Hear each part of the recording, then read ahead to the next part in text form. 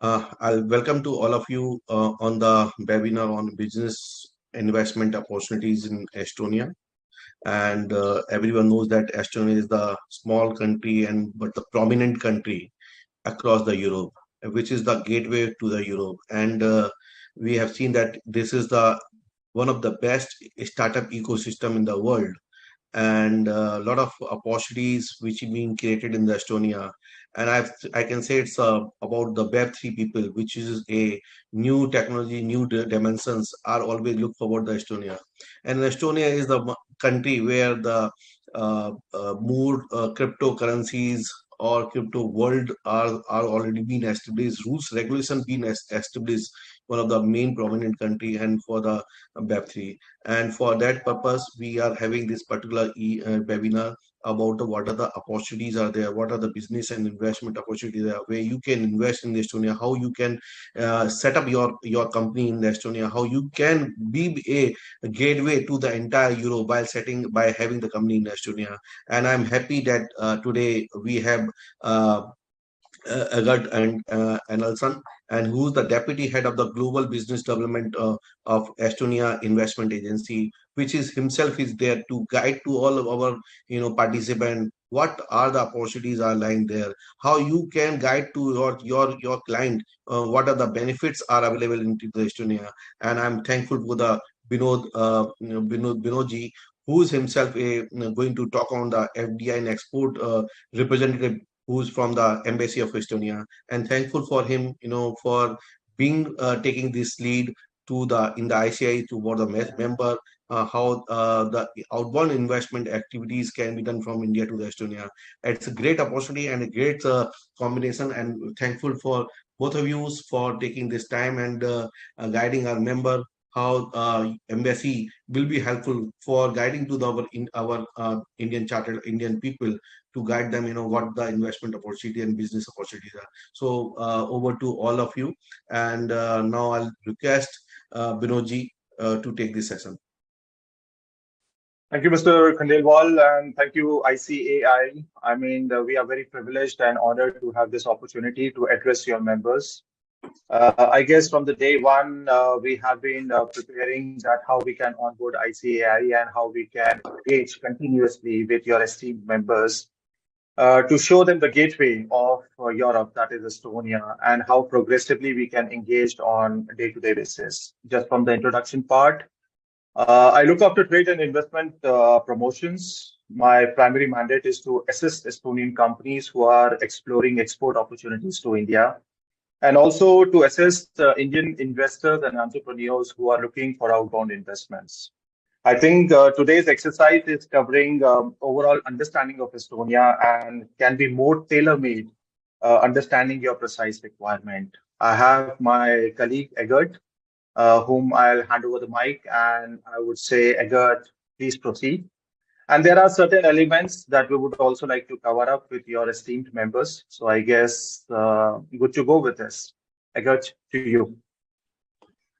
Yes, hello from Estonia. We are very glad that we have this big audience today here. Estonia is a small country. We have 1.3 million people. So it's more like a part of some city in India, small part of a city. But we have our strengths here, and apparently being small is also one of them. I'll get to that a little bit later. But in the meantime, if you don't mind, I will share my screen and put let's see. I'll put my presentation here. Just a second.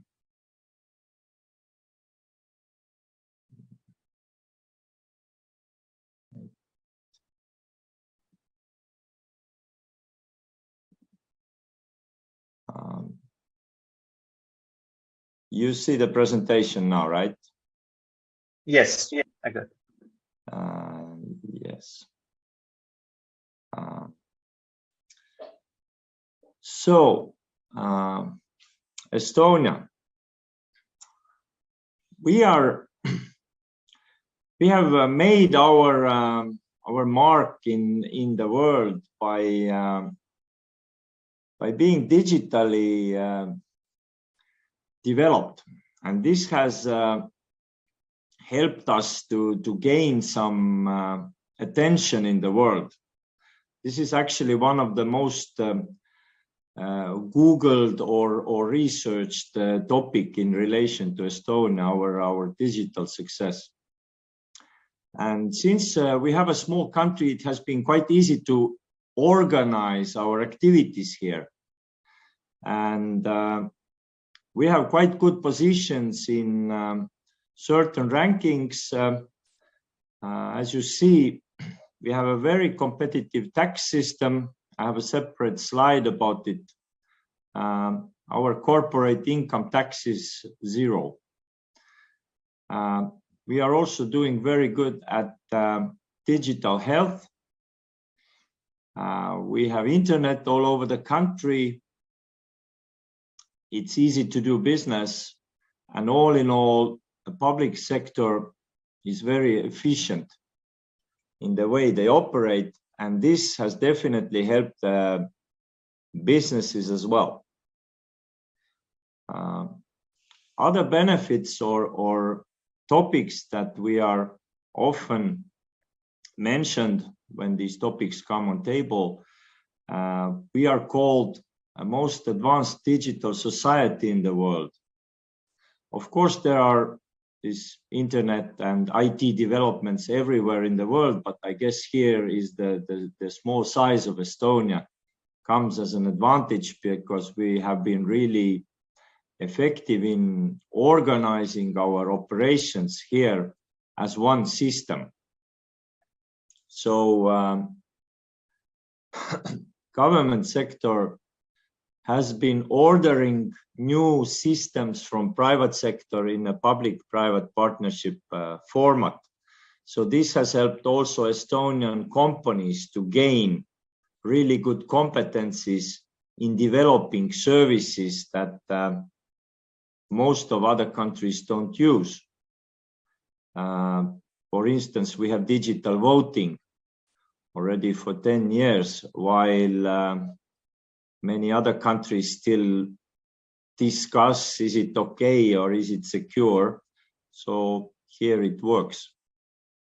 So certain things run really well here, and this has helped businesses also. Let's look at the business environment a little bit. GDP has been growing nicely throughout 20 years, I would say, or even 30, with certain problems that you see on the screen. This is very much COVID related, but all in all, we don't see major problems in the economy here in Estonia. This is more sector specific. Of course, hotels and some other institutions were affected by it most. Tourism, of course.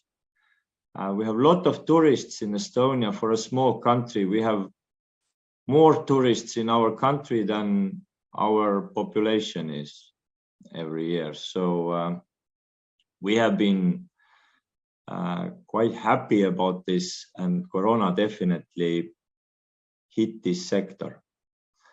When we talk about FDI, then this is just an example to see who we work with and where are those investments coming from. Historically, it has always been Finland and Sweden, which are basically our Nordic neighbors. There is a sea between us, but Finland is really only 80 kilometers away up in the north, and Sweden is 1 hour flight. So of course, we have had most of the business ties with these countries.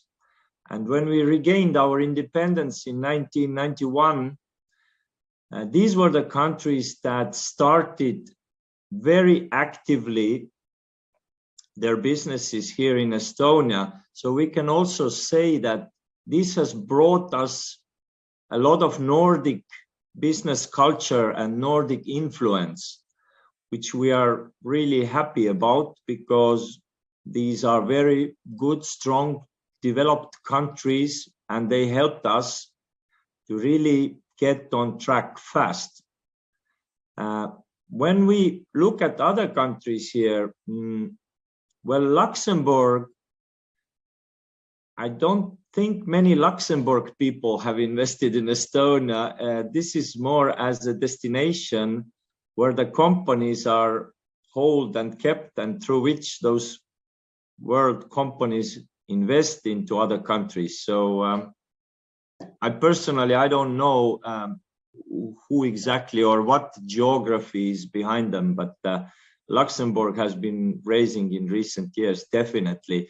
And I believe this has to do also with startup investments, because a lot of international VCs and funds have their branches in Luxembourg through which they invest. And then also Latvia and Lithuania, which are other Baltic countries.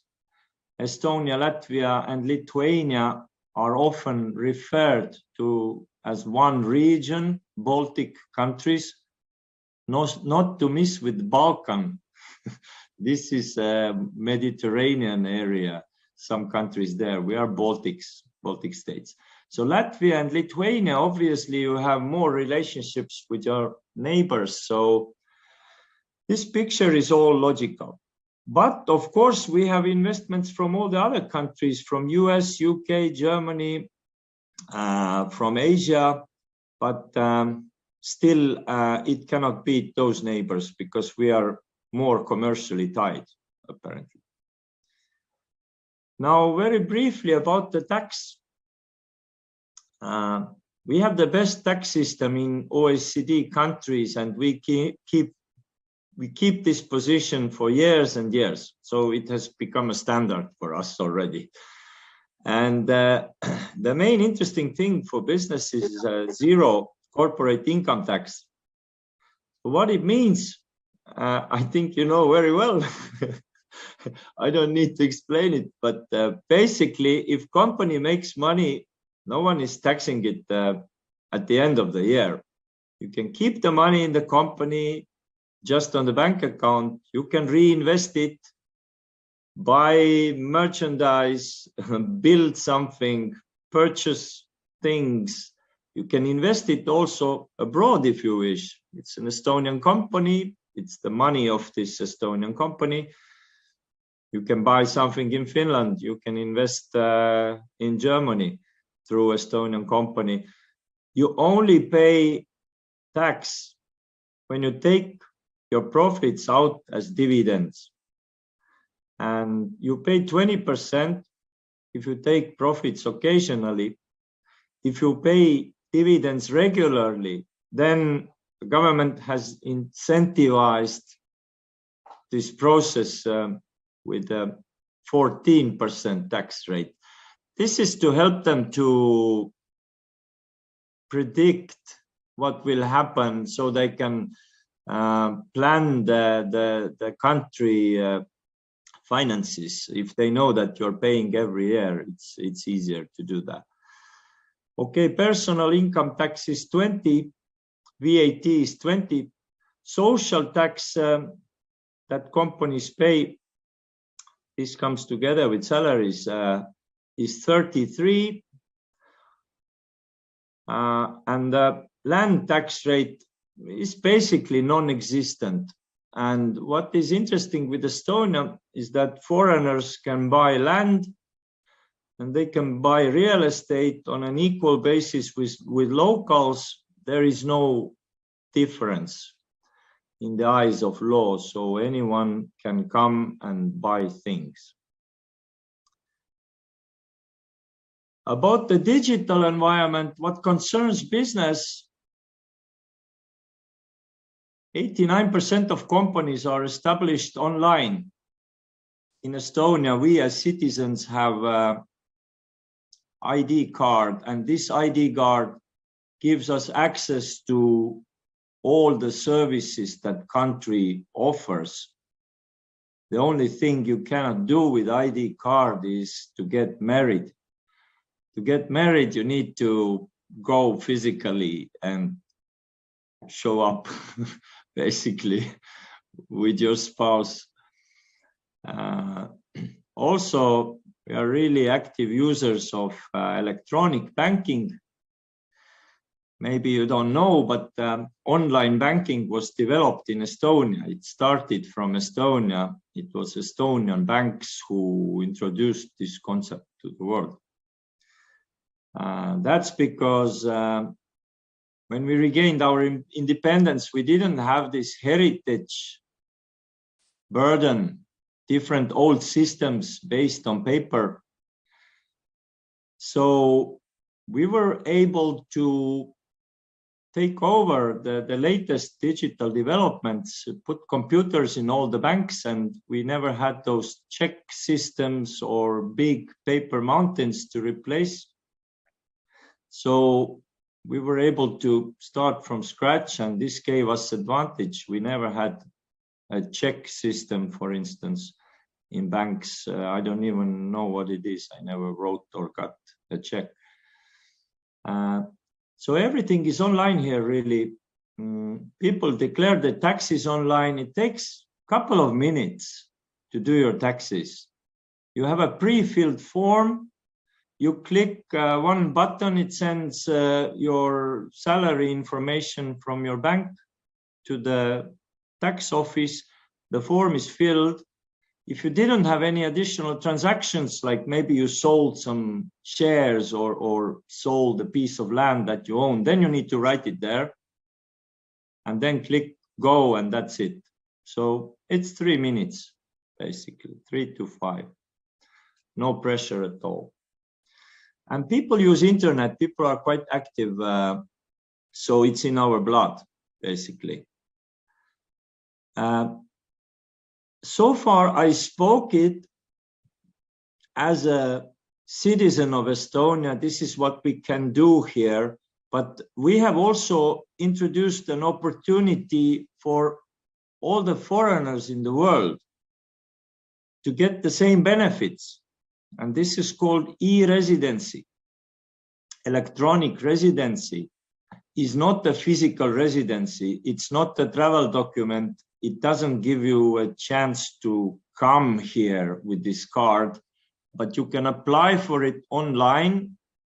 You see the web page eresident.gov.ee, and you can apply to become an e-resident, and you will get in a couple of weeks after background check and everything else, you will get the same ID card as I have in my wallet, and you can do the same transactions here in Estonia. Why do people do it?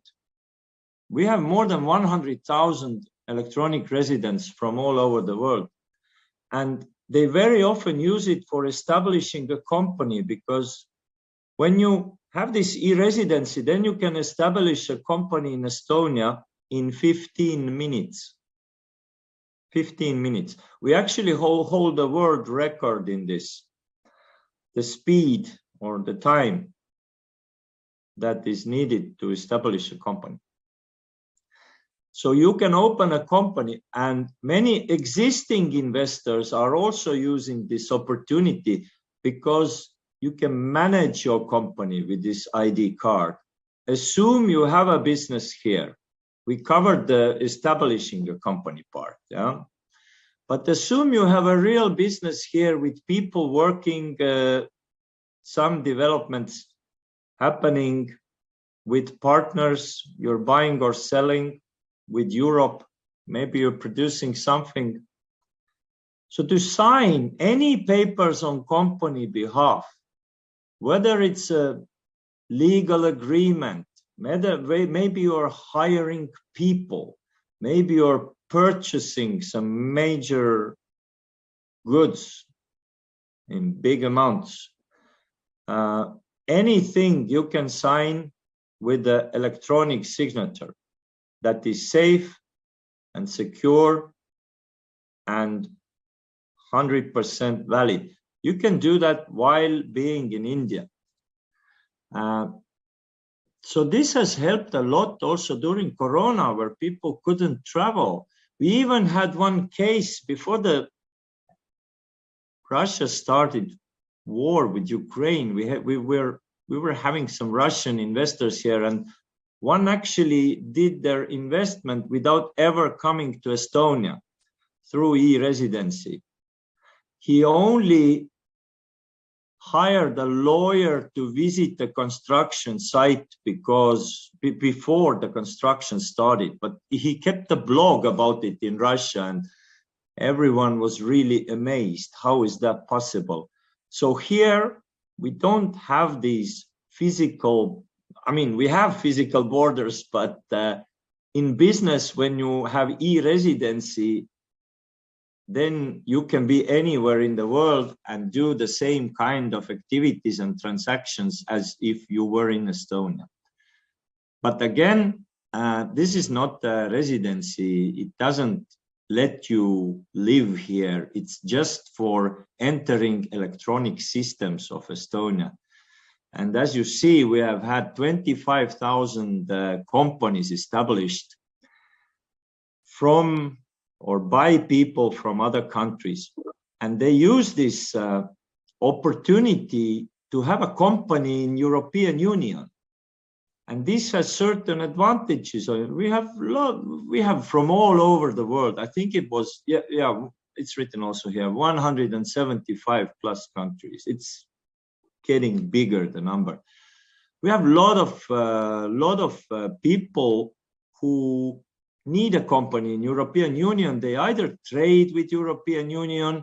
So if you have a company here, you can compete with other European companies on a local market on an equal basis. You don't have different customs or tariffs that are set for the third countries. So basically, if you want to be in the market, that is a really easy, flexible opportunity to use. Now, before I go to the startup section of this presentation, I just tell you briefly what kind of companies we see in our work, who are coming to Estonia and why they're coming. We cover a really wide spectrum, but from the experience and from the statistics, I can see that those who come, very often they want to establish a production unit here.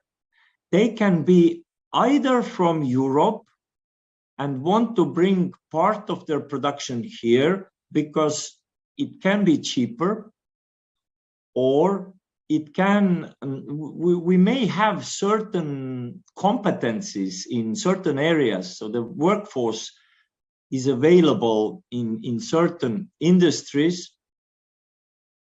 We have also companies coming from Asia or from US, from other countries, third countries, let's say, outside of European Union, who want to have their base in Europe. And they choose Estonia because Estonia is,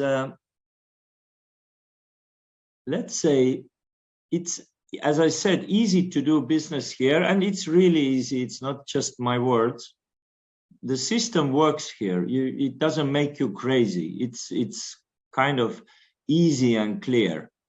So you can get things done. So companies come here to set up their European operation, whether it is a sales. If you open a production here or even an assembly, then you get a made in EU label on your products.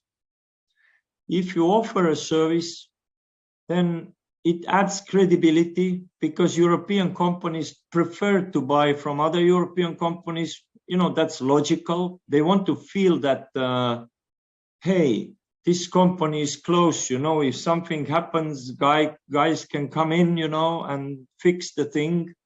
And it's culturally similar. Planes travel, you know, in 2 hours, you can be with your client. So they have more confidence in working with such companies. Certain prestige, trustworthiness, maybe logistical advantage, depends where the raw materials are coming from. Where do they move from production? Who is the buyer? So very often we see companies from Asia who want to optimize their supply chain, be closer to client. COVID has also shown that it's better if you are closer. So we have these production things. Then we also have some development centers, research and development centers, IT centers. Companies are bringing part of their activities to Estonia because we have certain competencies here. Again, due to our history, we have been really active in coming up with new solutions and implementing them. So there's definitely a good experience available in certain areas. Of course, there's always a shortage of labor and especially IT labor. We know that, but still it can be done. And the usual size of such centers is 20 people, 50 people, probably up to 100 people. Let's say that this is the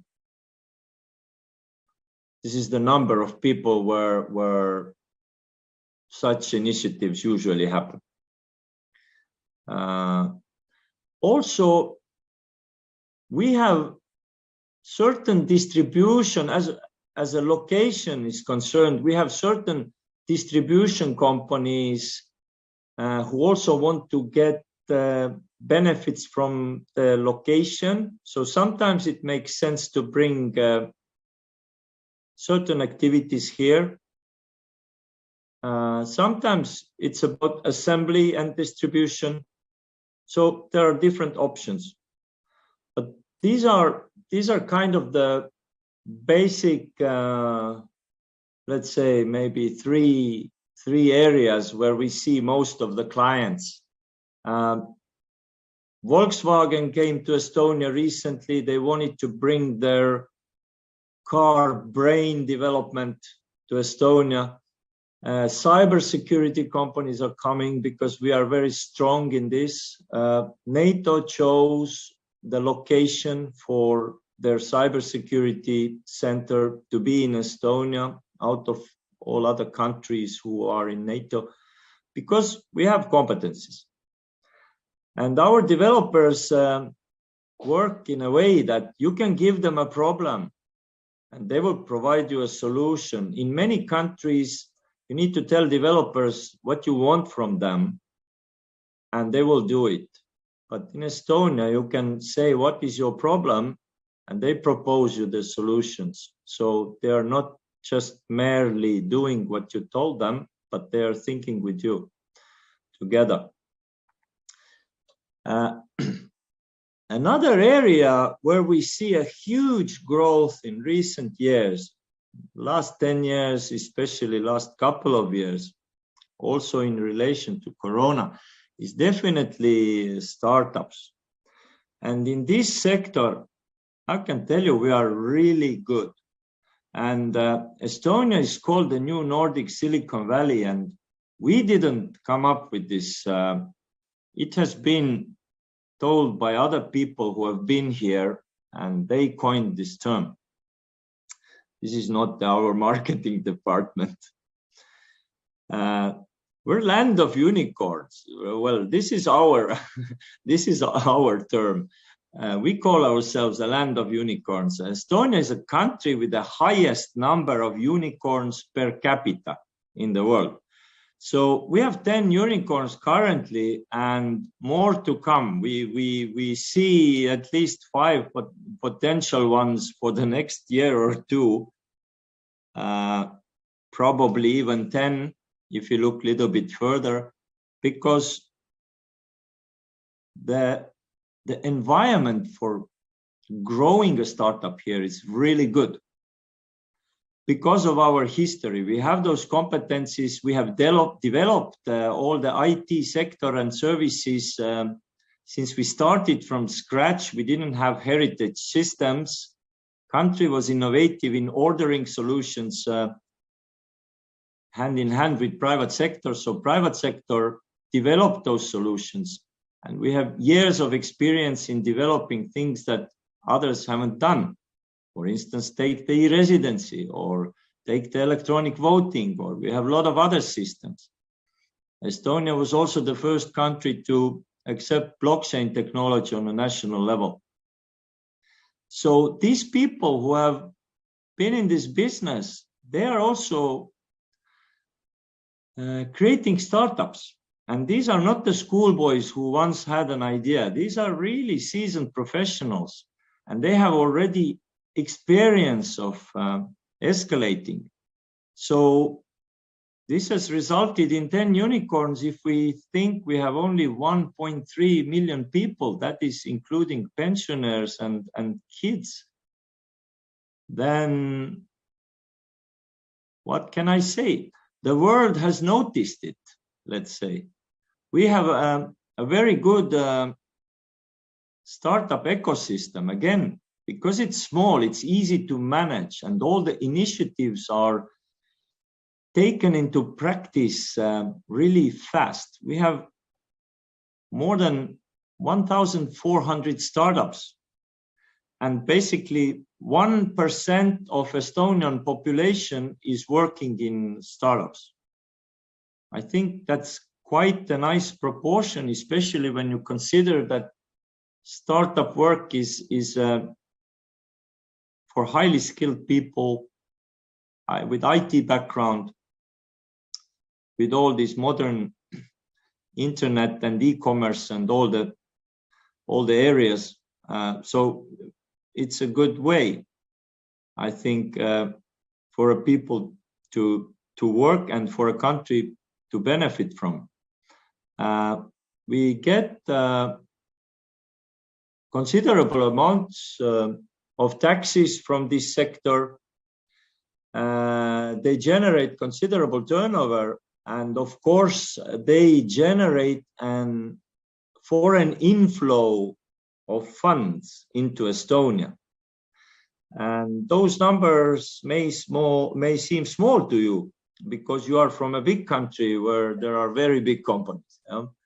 But for Estonia, it really makes a difference, and it helps us to develop the ecosystem when the money is pouring in.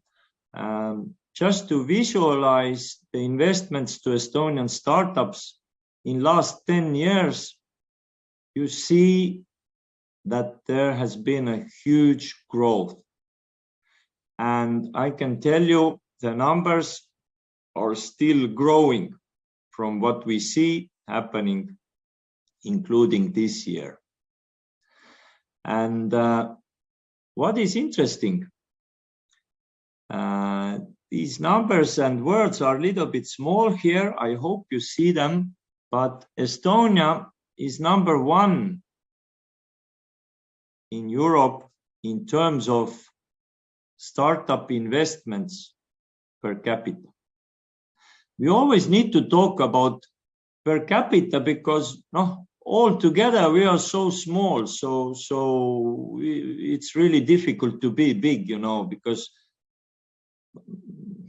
the whole size of Estonia is like a size of one big global company, or maybe not even too big, middle-sized company in the world. But if we look at the ratios, then we get the better picture. You see this white line here is a European average. And also if we look at the geography a little bit, then Estonia is number 1, and then 10 Western European countries follow. So these are the good old economies that are rich countries doing fine, sort of.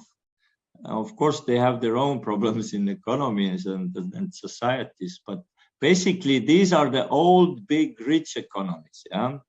10 countries. And then the Eastern European countries follow. So technically, historically, and geographically, we should be in this second or third batch. But we are number one and beating all the big economies.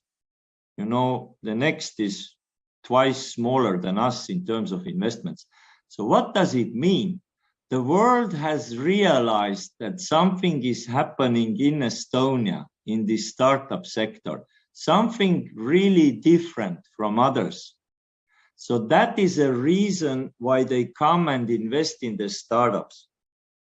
And I can tell there have been really great returns in this sector for investors.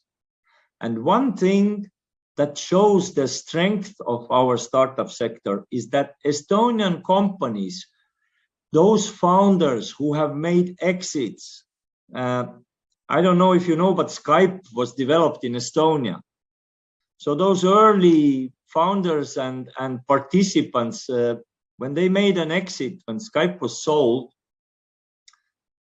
they believed in our ecosystem. They didn't take the money abroad like many other countries do, but they invested into the next startups here and next ones. And every founder, everyone who does exit, they keep investing this money to Estonia because they see that that's the best place.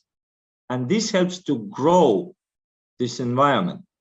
So also other countries have noticed that. And basically, we get so many requests, so much interests from LPs, family offices, VC funds, also private investors. We don't deal with private investors, especially on a business angel level. We tend to deal with investors whose ticket is maybe 5 million or 10 million. Sometimes we help somebody in seed rounds. Just we introduce them some companies, but we are more interested in A and B rounds. So we work with foreign investors so that we look at their focus areas and make them introductions with relevant VCs so that they can share a deal flow here with local ones, those who are here, who know the market best. But we also sometimes suggest them some startups where they can invest directly. We get some information that is not always publicly available about certain sales. Like, for instance, right now, one startup is for sale 100% for 100 million euros, but it's not the public information.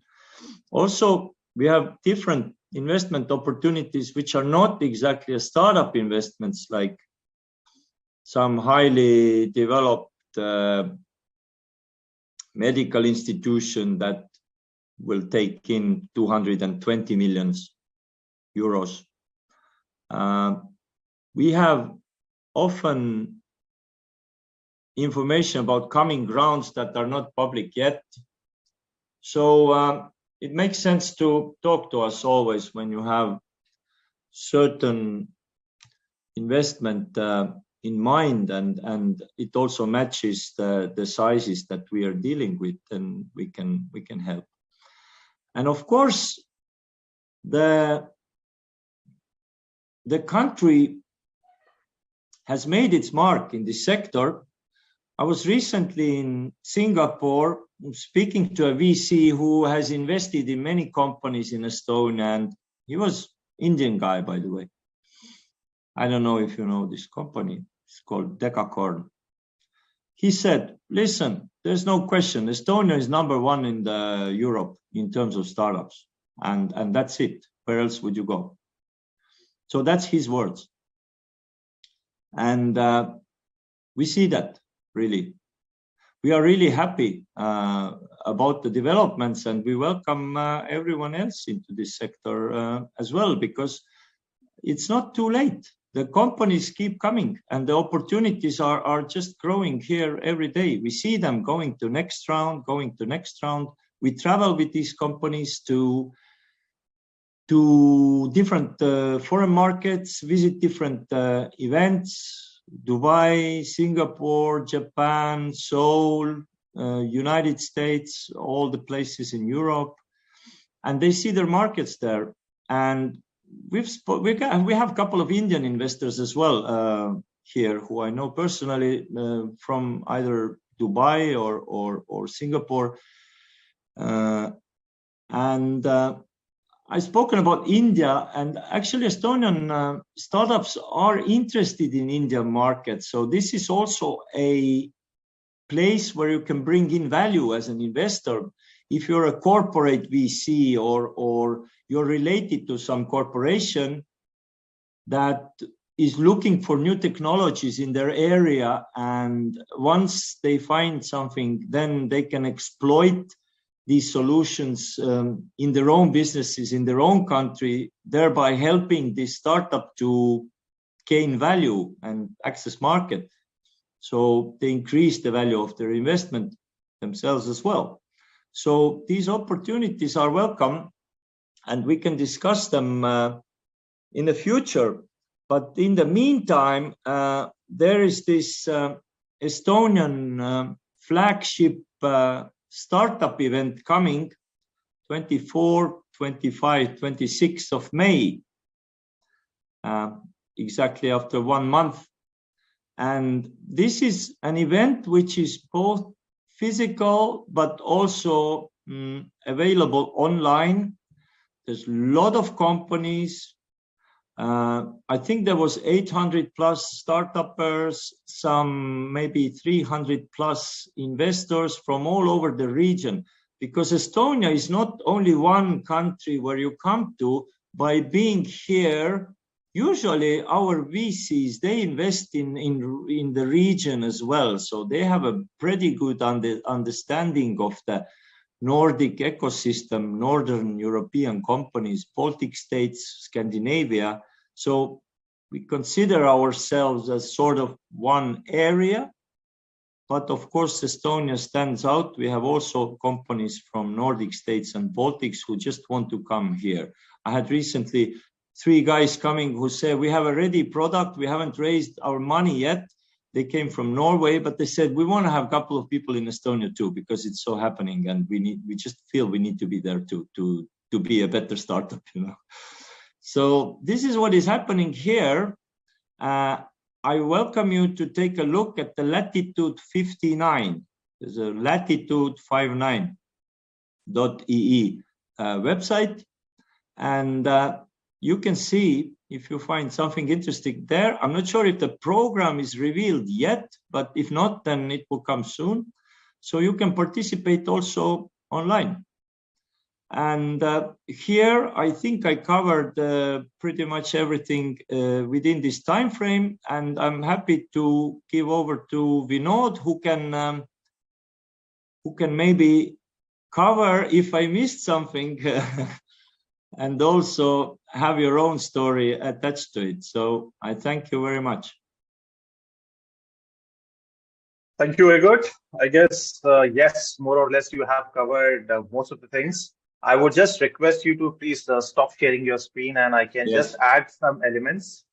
I guess to esteemed members of ICAI, I think Egbert has already emphasized Latitude 59. It's a 3-day event, and it's rather than confining it to only Estonia, it's more like a global event for us, where you will have a wider audience, wider people and network from different fraternities who come and explore different availing opportunities in Estonia. I think this is the reach out to which we are in touch with ICAI, and we are also preparing a delegation to host.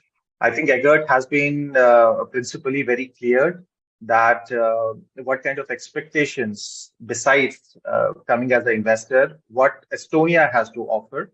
So this was a concise view of his expectations and, of course, overall our ecosystem.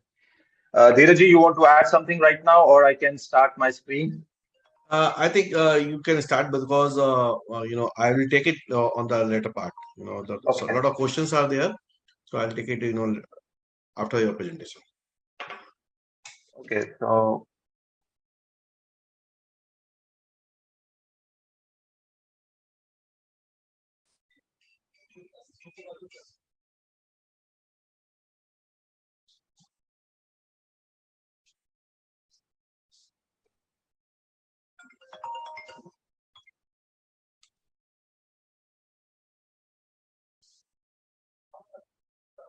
yeah, so I can, Dheeraj, you can have a view of my screen, I believe.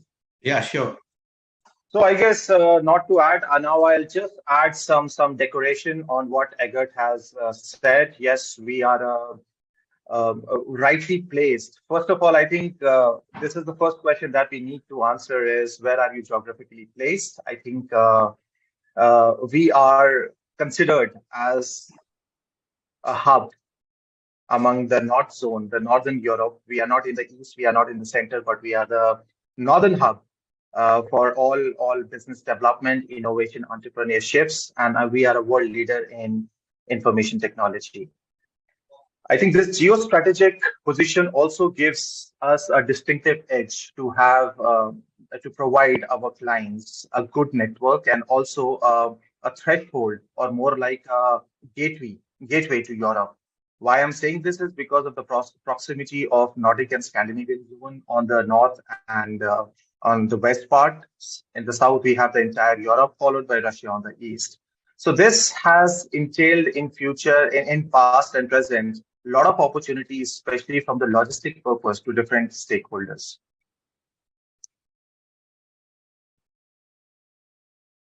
I think population-wise, just the story, it's always a joke that we have this 1.3 million and 1.3 billion population. So I think I don't need to repeat it. But yes, Haryana, state of Haryana is something we relate always the story that this is the size of what we hold at present, what Estonia is holding as of now.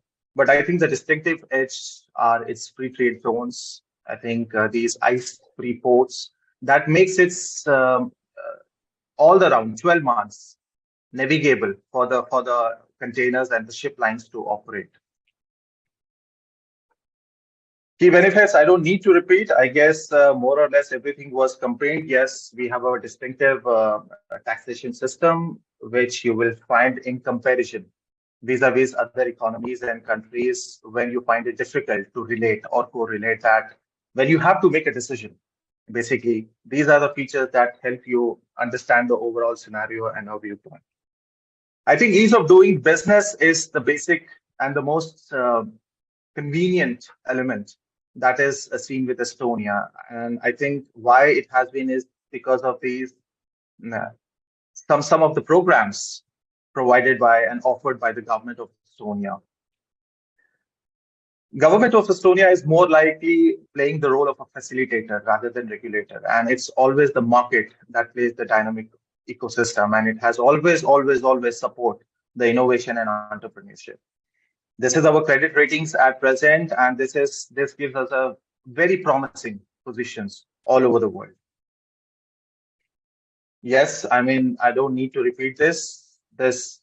The government outlook has been always pro market and pro productions and efficiency, and this has always brought good accolades all over the world. And ease of doing business is the fundamental element.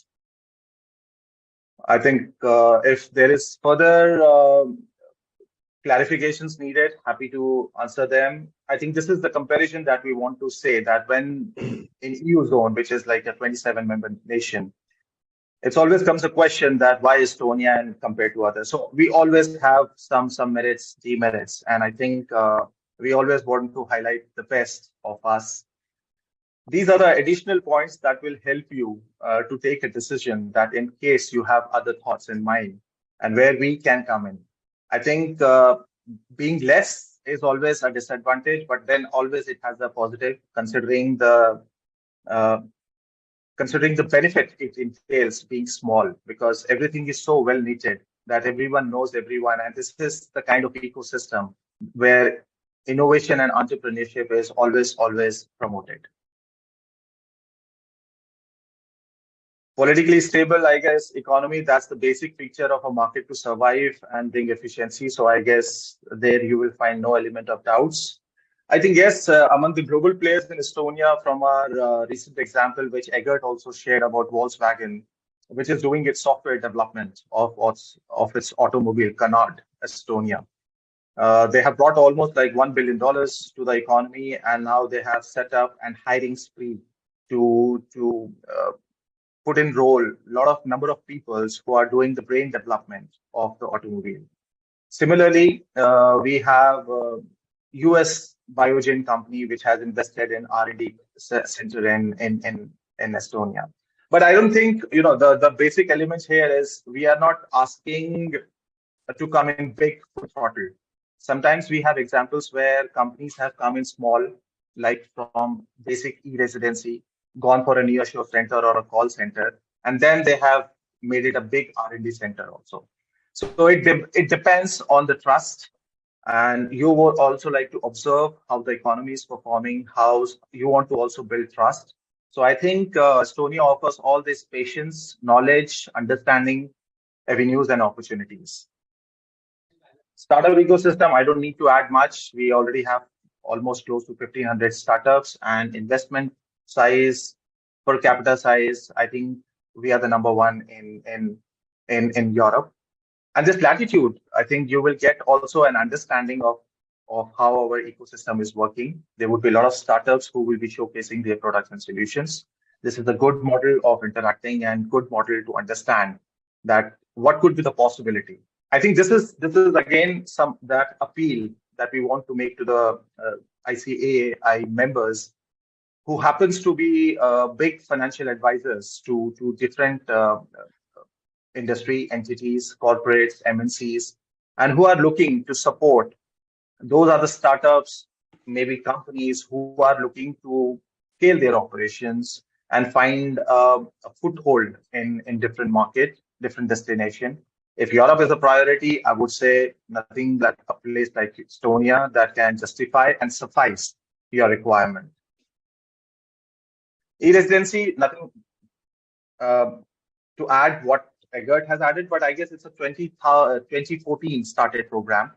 What it has done, it has brought number of global citizens using this platform. And what it does basically, it gives you a digital identity to locate yourself and run an operation in the EU zone, in the European zone. I think I had one question which I would like to answer is that how many uh, Indian residents, e-residency, are there? And I would like to add that out of this 95,000, some 8,000 belongs to India. And what we have seen in past few years is that almost 600 plus companies have been established by these e-residents. Even Mukesh Ambani was offered as a token e-resident by the Estonian government. And he's the prime example of e-residents from India. A test bed opportunity, I think this relates more to such entities who are basically covering on the innovation part, who are finding that, because see, I guess innovation and entrepreneurship, I mean, these are the words I will be keep repeating, but this gives you a distinctive edge, a cutting edge over your competitors, and to survive and to be on the sustainable basis. This R&D forms a very important element of any organization. Where do you do this R&D? Where do you entail such success? Where do you get that kind of innovative ecosystem? This is what I think Estonia is offering. And this is what we want, a test bed. We want a place where we can justify our presence and impress you. Well, this we have seen that a lot of nearshore centers have come to us.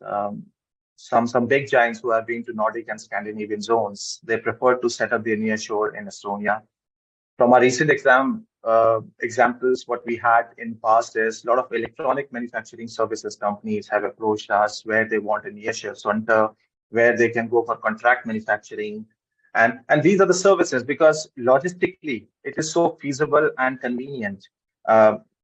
Just to cater the entire Europe market. They want to have some kind of presence. So I think Estonia is the favored location which they are looking forward for. This what we get, sometimes in Eastern and Central Europe. This is the major problem or the challenge that is faced, not in Central, but at least in Eastern Europe, of the language barrier. I can think we can assure you that you will find the best English speaking and highly skilled uh, workforce, that because in terms that if you plan or set up a big unit or some kind of R&D center or even an office, you need local recruitment, you need local talent whom you can recruit. So I think we are sufficiently capable of providing your requirement, and language and skill is not a constraint when you come to Estonia.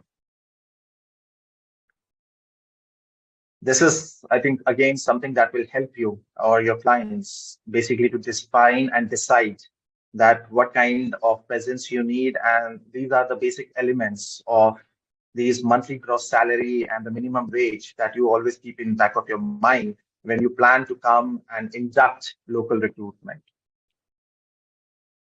I would say I would like to add one element. I mean, why we are showing this is because, of course, we are Northern Europe, but I think cost-wise, you will find the same services, same amenities, same life standard, or even better life standard, but at a very, very cost-constrained price. So this is also one of the factors that gives us an advantage comparatively vis-a-vis to other stakeholders. Our kids, I mean, from the PISA test overall ranking, we were found to be the best. Our students were found to be best in these basic elementary science and mathematics skills. Even the coding is starts from the second grade. So you can understand this culture of education that is so deep rooted and always on the innovation part right from the beginning. Of course, this is a new concept. I think all bearing activities, how it is doing on the economic, social, cultural part. Estonia is again a destination for this, as we have so 10th globally in this index, and there is a continuous push again to enhance our ranking. I would like to take another query regarding this renewable factor, which was asked in one of the questions. Um, Estonia is driven by oil shale. It's a locally found resource which is powering most of our energy requirement. But with a carbon neutrality objective by 2050, there is a significant push, especially towards renewable energy, and offshore is a major part of it. But yes, we are gradually improving on our wind energy as well. And by 2050, to achieve the objective by 2050, there are significant efforts towards renewable energy. From the composition of our GDP, I guess 70 plus it belongs to service sector, followed by 20 to the industry, which is heavily dominated by electrics, metals, machinery. This is the sector we are doing. I would cover more when we do the India-Estonia bilateral trade. But this is to give you an overall view. Traditionally, these are very well-renowned. Big players like Ericsson's, ABB, they have a presence in Estonia, and they're delegating a lot of contract manufacturing to a lot of our stakeholders. But that doesn't mean that we are only focusing on this sector specifically. ICT is the main component. Industry sector is something very significant. And then it has to offer all elements. We are talking about specialized chemicals, wood. Yes, it covers 51% of our forest. So I think forest, clean air, forest, providing biotimber. I mean, these are the intrinsic elements of our industry. But there is a significant contribution from all the sectors, which we'll find in significantly in the coming slides. FDI already mentioned by Edgar, so I will not touch this again.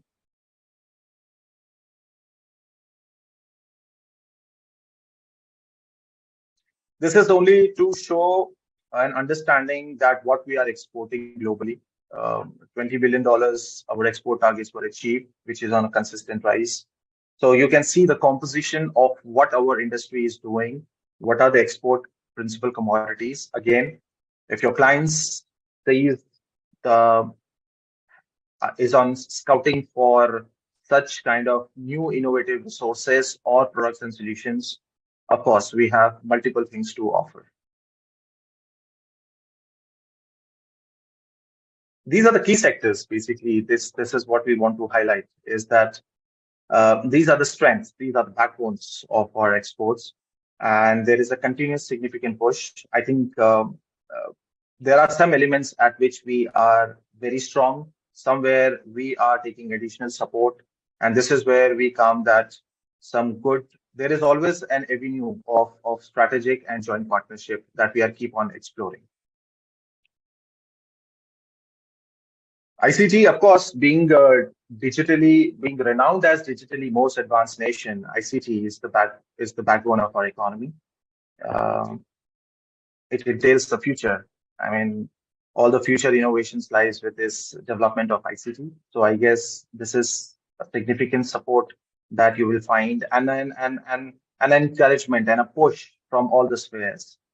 Already mentioned by Egbert, but I think cybersecurity, blockchain, AI, ML, deep technology, these are some of the major subsectors of ICT that we are putting a heavy focus upon to make the life of citizens even better, and to make it more efficient. ICT is something that we will find very predominantly strong in Estonian ecosystem. Bioeconomy and timber, I think this is relevant, especially from the Indian perspective, because it constitute almost 15% of exports to India. You will find a lot of softwood and processed articles coming from Estonia to India. And I think this sector has seen significant growth. We are also aware of sustainability factor. And to keep it sustainable, I think that the focus is not on the hardwood, but more on the processed articles, which can be, and these are more value addition this industry is providing. So I think this is even significant. And even during the Corona crisis, we didn't see this sector going down. I think there was an upward trend towards, and from the contribution this sector is making to the total exports. Fintech, yes, we are cashless. I think all the fintech development is happening, and we are very eager to bring those solutions to India as well. So I guess there are a lot of talks, discussions happening with some companies, and this is to make the things more better, more versatile, and more acceptable at the global level. Electronics, of course, from the India perspective, this is the primary commodity which is much in demand, and this is where we are looking for new kind of partnerships. We have seen, especially from the India side, a lot of our electric and electronic manufacturers and producers approaching us and looking for new cooperations, strategic partnership, joint partnership. I mean, this is something they would like to source their articles from.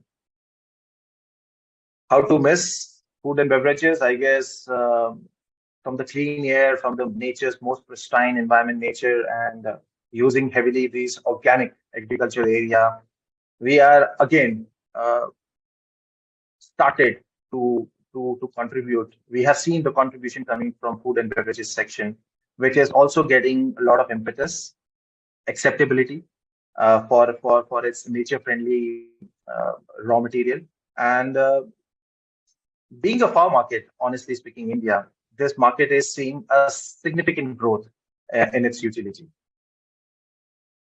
I think transport and logistics, in the beginning, I did highlight the matter that how strategically it is important to be well placed, especially in Europe.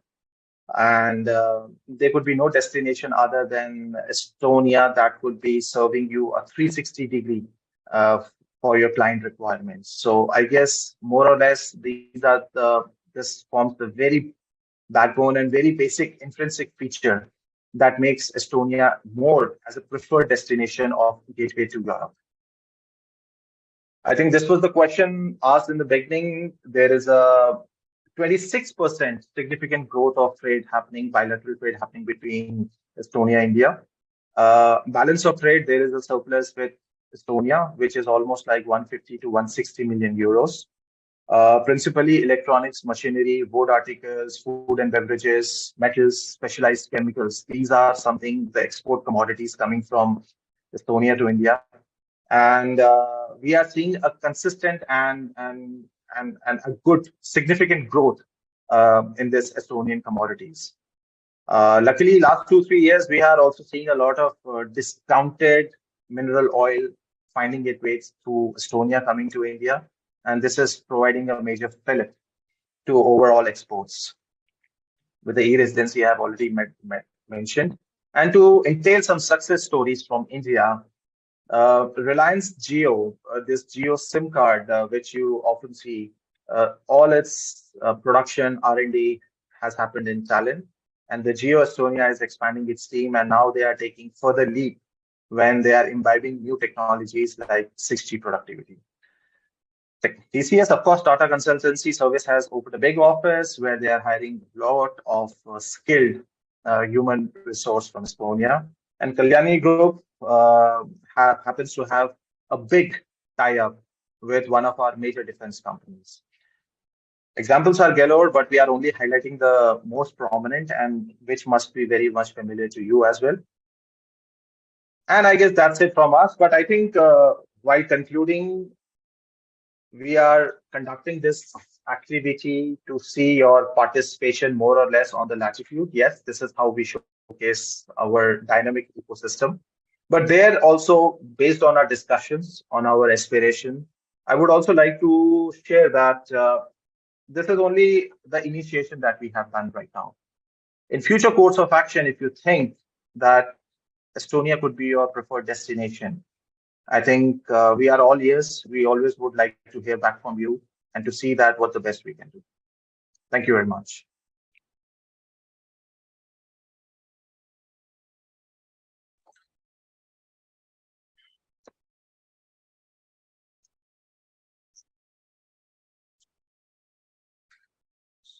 So good.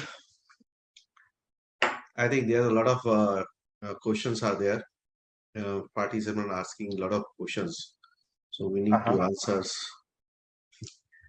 So as you said that there's a lot of opportunities there in the Estonia. I want to know what how the startups, like suppose the Indian startup chartered accountant startups are there, and they wanted to set up in Estonia, and they wanted to take the ecosystem of cryptocurrency. What are the rules regulations are there in there, the cryptocurrencies? I guess crypto has its own elements of regulations. I think it is not heavily as regulated as India market you will see, but I think there is no preference or there is no discouragement in taking those activities. So I think we have seen a lot of companies emerging into it. We have seen a lot of blockchain development happening in this cryptocurrencies sector, and the business has seen a substantial growth. So I think I would not say that it's encouraging, but yes, there is no limitations if you want to explore. Is there any regulations are there? Like a lot of Dubai, Malta, other countries have came with the regulations environment for the STO, ICO, a lot of other things. Like we have the Switzerland also very prominently coming up with the rules regulation in this area. Even Singapore is coming with the rules regulations and setting up. So is there any kind of things in the Estonia also having providing? I mean, yes, we are also learning from global experiences. So of course, there is some due diligence that happens, but it's not very strict, and it's only to maintain. After a cruise, there will be scrutiny, no doubt, but I think that's only to facilitate your business. So I don't think there is such heavy regulations that you need to go through. Okay. Agarth, you would like to add something? You're there, I believe. Never mind. Let me open. Yeah, I'm hearing. It just takes a little time. Well, to be honest, I always like to say that I am not an expert in specific fields. Our business is to usually direct these technical questions to the local professionals. So if someone is asking me, okay, what about this or that? If this has something to do with regulations or laws or something, then I better say that, hey, we know people who deal with this every day as their job, because next day someone is asking me about hydrogen production, some specific questions, and then there is some IT system, how it works, or what is the bank's attitude towards this. I don't know. These are the conversations that are kept between the experts, and we don't even participate at those conversations because it's between those companies, how much they want to know, reveal about themselves. I personally prefer not to sit on those meetings because I consider it their business. So usually we kind of validate the client. If now we have a video call first, we hear what they are interested in, how serious is this interest, where it could lead, is it realistic? And then we can say, okay, I think we should talk to this company and that company to start with. And then you can, make up your mind, is Estonia for you in this particular sector? But yes, I would prefer not to try to answer this question at this point. What are the supports are being available for the startups in terms of funding supports, any kind of cohorts, any kind of schemes which is running by the Estonian governments? Estonia doesn't have too much support systems. Let's say the system is organized so that local Estonian companies are treated one way. There are other mechanisms for them. Yeah, as a local entity, you can apply for different funds, but this depends. And we are actually this Enterprise Estonia. We are part of Invest in Estonia is a part of Enterprise Estonia, and Enterprise Estonia is a bigger umbrella organization, and we also deal with grants, and we are the distributor of EU grants as well that are meant for Estonia as a member country. So basically, we have this knowledge in our other departments. It's quite technical. We have things on the website also. If you go to eas.ee, this is the Enterprise Estonia website, then their grants are there that are meant for local companies. But for foreign companies, there are other type of grants, and these are meant to, let's say, encourage foreign investors to come and invest in Estonia. There is, I don't know if it's currently open because, these dates and conditions change all the time. You need to look at this current situation always. We have had support mechanism for research and development centers. We have support for manufacturing. It's used to be 1 million euros. Now it's up to 3 million euros. But of course, it assumes that you are investing another 30 on your behalf.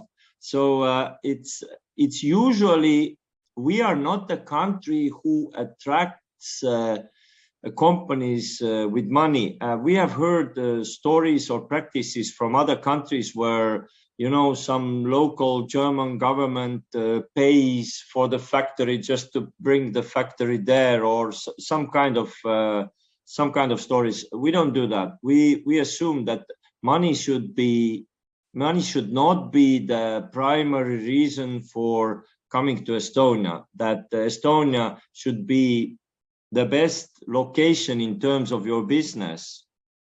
And if you come based on that assumption, then it's a right fit. So we don't overfloat investors with money. What concerns startups, I don't personally deal with startups who are coming to Estonia.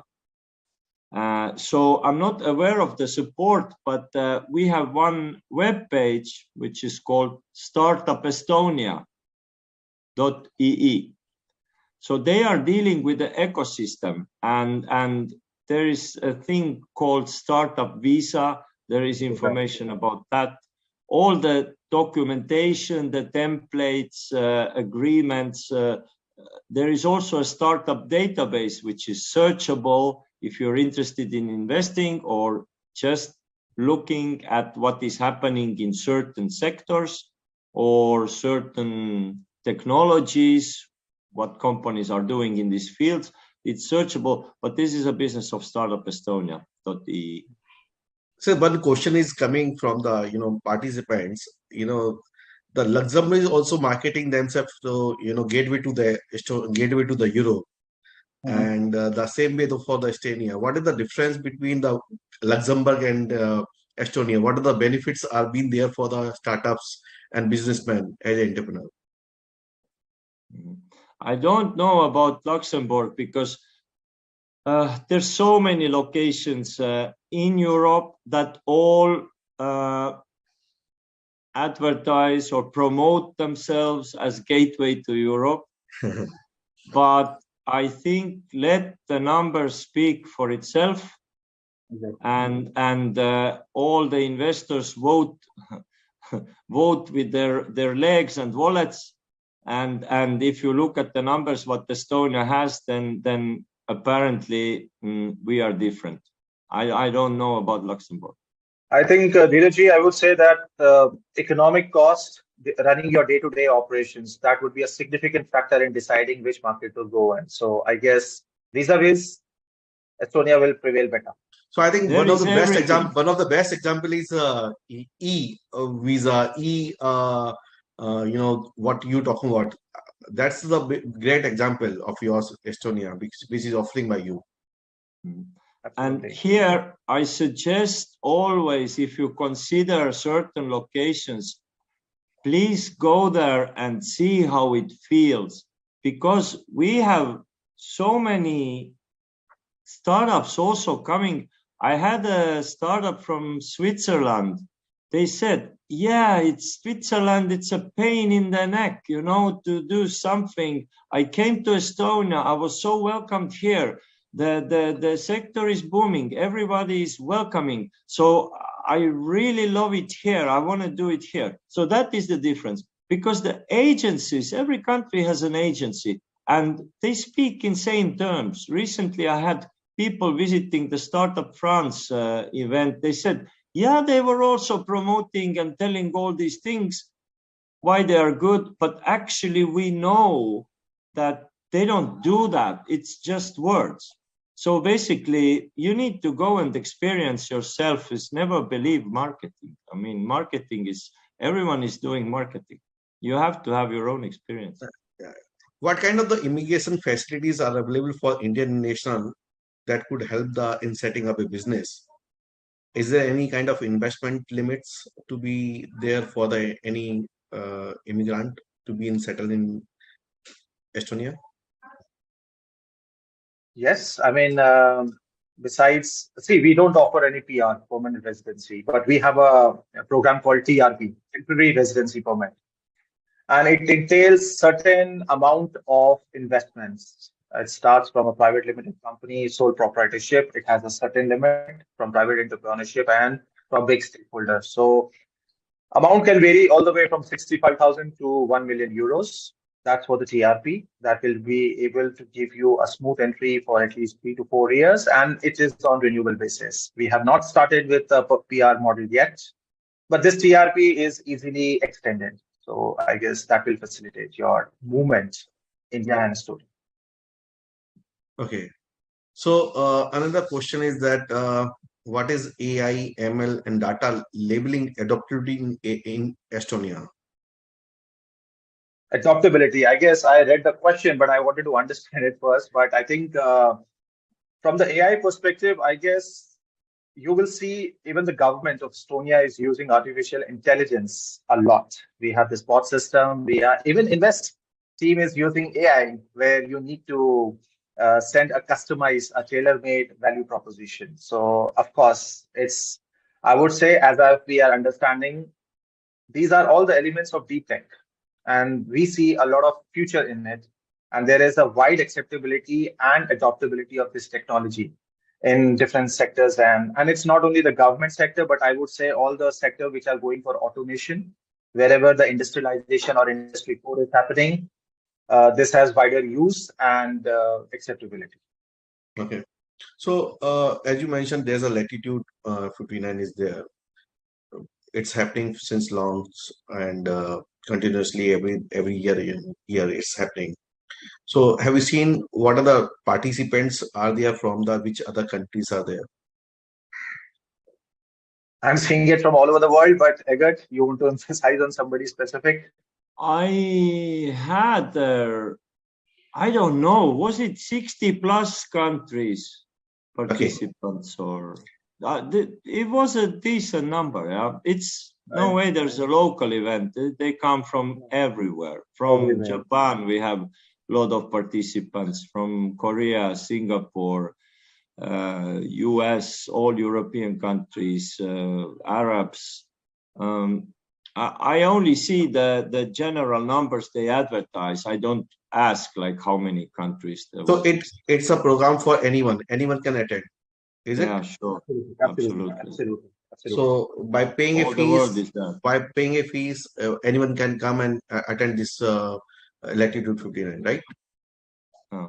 There are different tickets. One is an investor ticket, one is a startup ticket, and one is a guest ticket. So some of the tickets may run out, and before the event, they probably run out all because they keep it in a certain size. They want to emphasize the quality and not the quantity, because you can grow bigger and bigger, but then it goes a little bit out of control, because how many events can you visit at the same time anyway, right? There's like last year, I think there was like 50 side events, or you can't go to 2 at the same time. Yeah? So if you grow it too big, then it becomes, I think, less personal. Right. Okay. So there's a e-residency, program which you already having it. I think is one of the best example for the Estonia, which is offering to the world. So now does e-residency allow to have a bank account? As you said, I think yes, right? No, e-residency has no relationship with a bank account. Bank account in a traditional bank is not easy to get. Those who open companies when they are abroad, without coming to Estonia physically, they can't open a bank account just for this registered company, because banks are really careful nowadays, and they need to know their customer. They want to understand what the company is doing, what is the business, who are you trading, or what are you selling, who will be your partners. These days it has to be figured out. There's no way that you just make an e-residency and open a bank account. That is not the way. They are really strict about it. So those newly formed companies usually open a bank account in some payment firm. I don't know, Revolut, Wise. Wise is Estonian startup, actually. It's an Estonian company. It started in Estonia by Estonian founders, but they opened a London office and they concentrate certain activities there because it's a financial center. That's why. But it's Estonian. So usually they start with this, and once they are established, settled, they have proven that they have activities, they don't want to use this bank account for some scam or something else. They visit Estonia, they have actual business going on. If bank has a trust in you, then we can talk about it. Okay, got the point. So even the easy residency allowed to get a remote job also. We can have the remote job, like suppose we open up the company in your country, Estonia, as a e-residency, and then we can have the all employees are, on the remote job on another country. Is it possible? I'm not sure if I understood the question, but when the person is in India, it opens a company in Estonia online that is possible. And was the question that can it now hire people to this company, for instance? Correct. Yes. From India? Can he hire the people in this company? I assume any Estonian company can hire people anywhere in the world under the Estonian employment law. But there could be technicalities again, which I would direct to a personnel specialist company, because the jobs are also different. Sometimes the question comes, where is the service provided actually, where will be the taxes paid and so on. I wouldn't go there myself. I would direct it to someone who can work out the technicalities. But no, normally, of course, you can hire someone to do some job. There are different agreements for that. You can hire a person. If it's not in Estonian company, then usually they use a different form of agreement, which is agreement for a particular job for a particular time frame. So maybe that's not even an employment. Then you don't need to pay taxes. You just pay out the money. Or there's a lot of different ways. Usually, when I direct this question to someone specialist, they say, okay, but give me this person. They start asking next and next specific questions, and I say, I don't know, but apparently it makes a difference. So is there any helpline for such kind of entertaining all these questions? Helpline, no. What concerns us, we deal with the foreign investors who we have validated that they have plan that fits Estonia, the size fits. We start working with them. We give them all the direction. But otherwise, Googling helps. We have pretty much all the materials available in English about the law, about everything.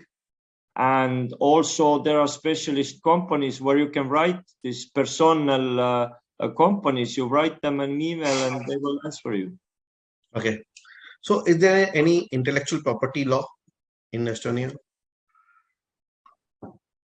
Is IP to protect their brand, logo, each and everything? Absolutely. And I think it is covered under the EU rule. So whatever comes under the European Union Charter, your IP will be significantly protected under the same. And I just wanted to add, Dheerajji, on what the employees recruitment you are talking about. Some says an entity has existed with the help of e-residency, and now you want to recruit or hire more. I think this is also where we can help in for the recruitment part, but depends on the number of people you want to or you plan to hire. So that's something we can assist with. Right. So is there any requirement as a co-sponsor, local sponsor to be part of the Estonian citizen or to form a legal entity? No. No, right. You can be the sole owner as a foreigner and sole member in the management board, and that's it. You only need legal address in Estonia. But there is a plenty of companies. Even when you go to e-residency website, there are listed partners who either help you to establish this company, go through the process, they consult you, it will be easier to take some fee. But again, they are in this business day and night, so they can tell you exactly what you need. So it takes less time, and also they provide you with an address. This will be in their office. If there's something coming on paper, they will forward it to you. But usually you get an email from the government. What is the minimum investment requirement to form a company? You mean the limited, the least shareholding? I think it's 2,500 euros for a private company and 25,000 for a public limited. Okay. So but the company can also be established without the down payment. Mm-hmm. Yeah. Okay. They don't need to do it uprightly. I mean, they can do it gradually also. This is what I got. Okay. So the people we have circulated a lot of link about this Estonia events on 24 to 26, and there are a lot of inquiries coming, and most of the people are inquiring. How because we have written them. It's based on the shortlisting by the Estonia. So what are the shortlisting criteria? Because people are I think asking, it's always it's a uh, people can definitely enroll them and they can go there. They have the Schengen visa. So what is the shortlisting criteria by the Estonia?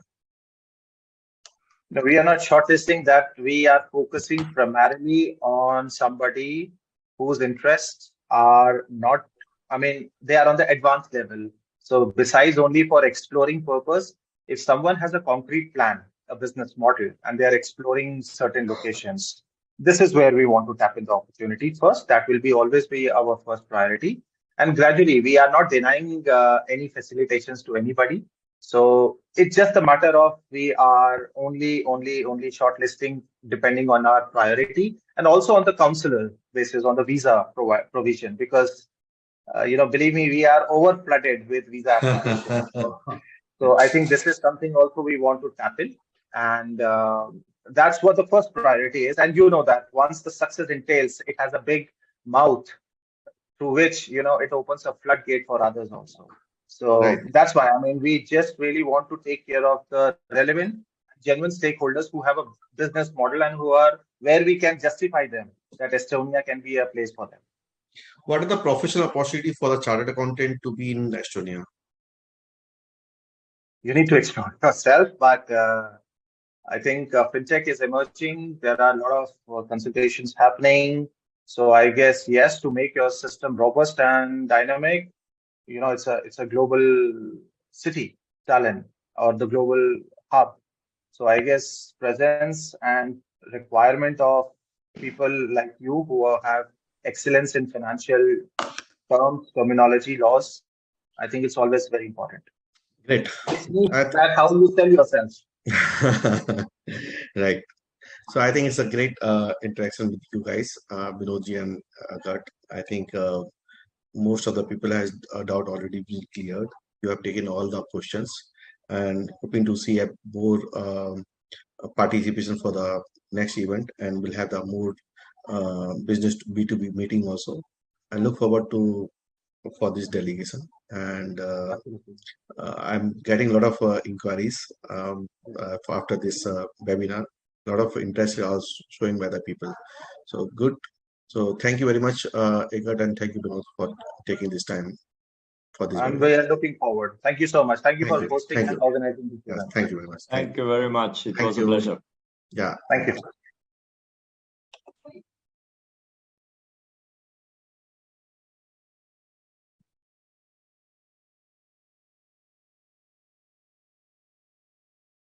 Recording stopped.